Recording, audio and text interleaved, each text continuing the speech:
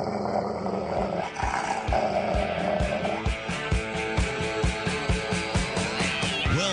author, investment banker, consumer advocate, analyst, trader. Chris Markowski is the Watchdog on Wall Street.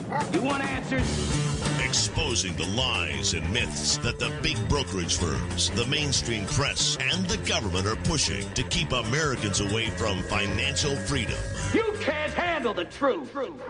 Bringing America the truth about what really happens in the financial world. Ladies and gentlemen, we're not here to indulge in fantasy, but in political and economic reality. This is the Watchdog on Wall Street. Big story. And, many people, a lot of attention being played on CNBC and the other networks out there in regards to the tariffs that were put into place. So in the Wall Street Journal, the Trump administration raised the prospect of a global trade war by imposing tariffs on imports from the closest U.S. neighbors and allies, who swiftly pledged to retaliate with duties of their own. The new tariffs on steel and aluminum imports from Canada, Mexico, and the European Union come as the United States is studying global levies on autos and auto parts. The administration also plans tariffs on industrial supplies from China.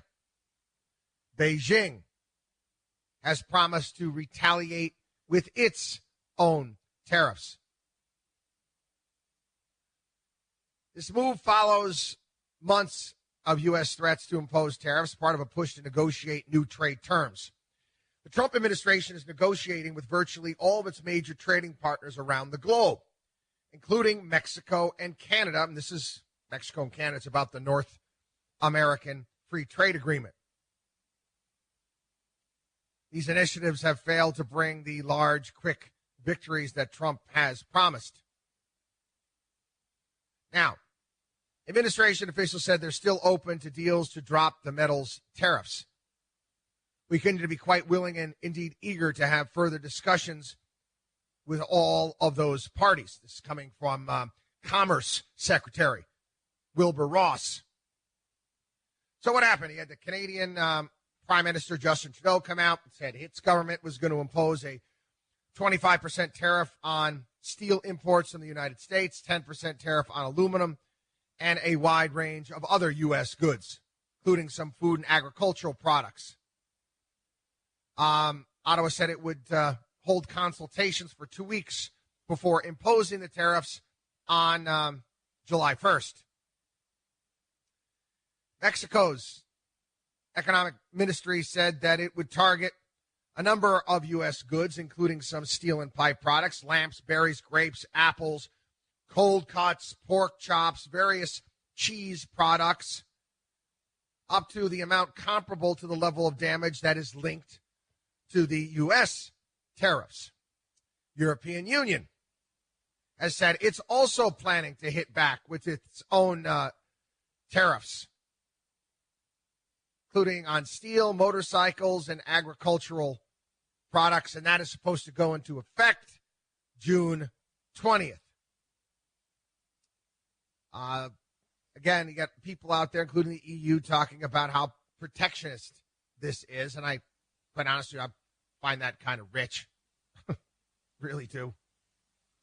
Some participants in the U.S. steel industry, which Trump has vowed to protect, applauded the move. President's trade actions have already begun putting steel workers back to work in Ohio and Illinois. Trump's America's First economic message continues to appeal to a wide swath of voters, especially in the industrial Midwest, which he credits for his victory in the 2016 election. Okay, I kind of look into this. I don't think people, and I've been saying this for a while, I don't think that this is going to end up being into a full-fledged trade war. I do think that the situation is going to smooth itself out. And I want to remind everybody that these nations need us more than we need them. Just the facts. They do. They need us. They need our market. They need our economy, the size of our economy. They need it.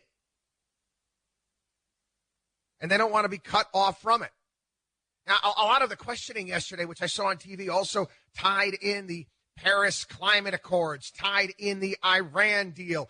And look at all of these disruptive things Donald Trump is doing. He's making a mess out of everything. And he's making it harder on our traditional allies over in Europe and our allies to the north and our allies to the south. All right. Allies in Europe. Again, I'm not saying the European Union member countries, I'm not saying that these countries are going intentionally out to damage the United States. But the reality of the situation is it's been going on for such a long period of time, whether it be the military, whether it be trade, whether it be the protectionist stuff that they put into place to protect European Union is an odd block. You've got individual countries that make up this union. It's almost like Articles of Confederation. It's not the United States of America. We've dealt with all of their peccadillos. And maybe it's time that we kind of say, okay, enough's enough. And I always hearken back to the military aspect of this and NATO, because it's constantly being brought up right now. The Transatlantic Alliance and 70 years of this and NATO. We are NATO. We pay the bill. We pay it. At some point in time, there has to be some meeting of the minds, and these European nations are going to have to actually start putting out some money and paying for their own defense. I mean, like I said, we talked about this 2 weeks ago. It was 4 fighter jets. 4. That's all Germany has available that are combat ready right now. I think there were under 10 tanks as well. It was a very small number there also. This is a part of it. And don't think immigration isn't a part of it as well with Mexico and getting Mexico to pay for the border wall, because it is. WatchdogOnWallStreet.com, WatchdogOnWallStreet.com. Don't go anywhere. We'll be back.